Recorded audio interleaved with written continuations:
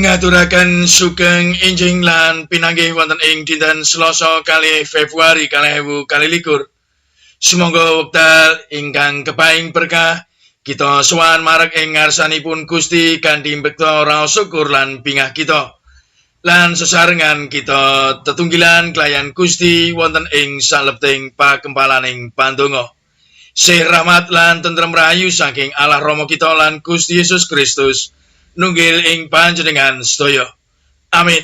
Kita mirengaken kitung jaman wekasan.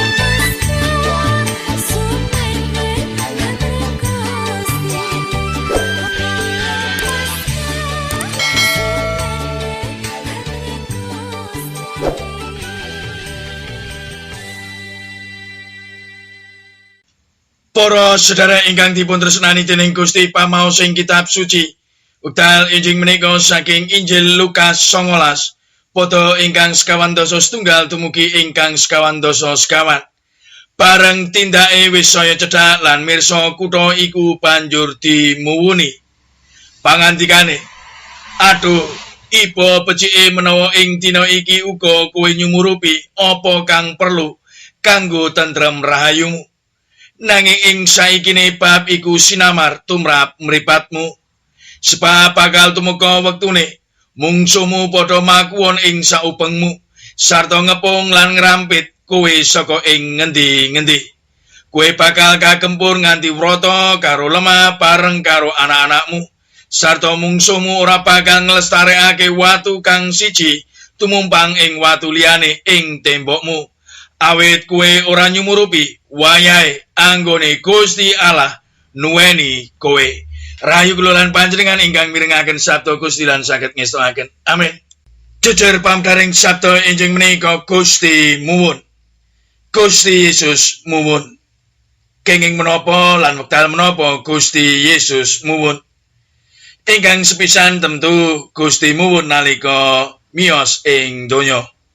Kaping kalihipun Gusti muwun mirsa Lazarus pecah lan dipun tangisi kathah tiyang ingkang tresnani.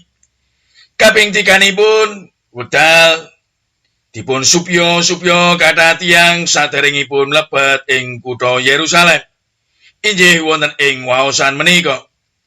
Sanes muwun margi raos pingah nanging karana dosanipun manungsa. Muwuni kutha Yerusalem ingkang boten mangertos arawuhipun Gusti kangge mbabar kawilujengan.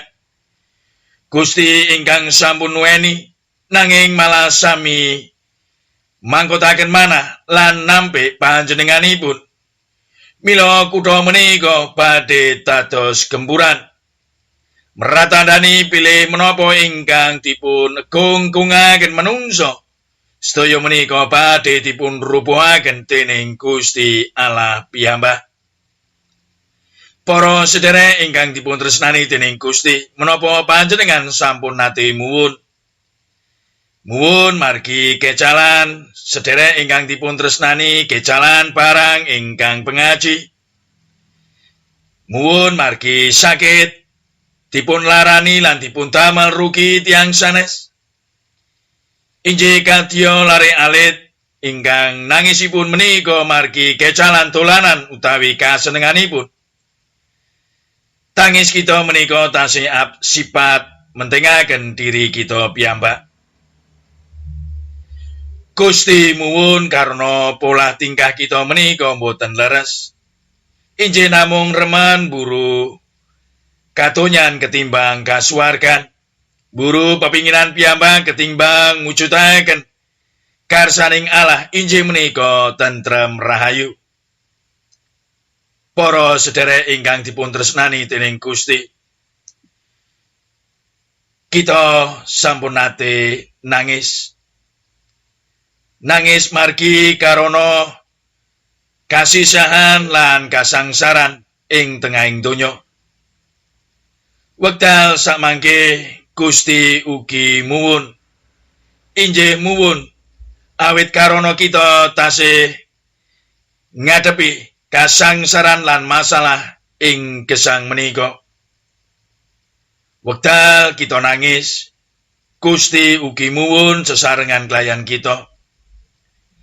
Namung Gusti Yesus ingkang nguningani menapa ingkang kita raosaken.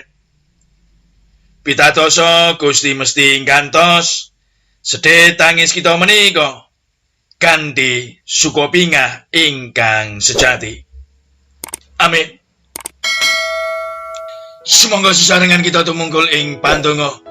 Duh Gusti Yesus namung patuko ingkang mirsa isining patos so tindak tanduk kawula sami. Wekdal injing menika kawula sowan kanthi manah ingkang rempu awit saking kathahing dosa ingkang kawula lampahi. Kawula tasih asring gesang namung mentingaken injih kasenengan kawula piyambak. Kawula kirang saged ngucap syukur dhateng berkah paring patuko. Teman Gesang kawula menika namung remen ngresula lan suwala.